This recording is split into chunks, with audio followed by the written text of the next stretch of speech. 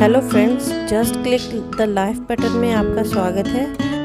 Mixer grinder को घर पर इजीली कैसे साफ़ करें, तो चलिए आइए देखते हैं इस वीडियो में। और उससे पहले अगर आप मेरे चैनल पे नए हैं तो सब्सक्राइब और बेल आइकन को ज़रूर दबाएं।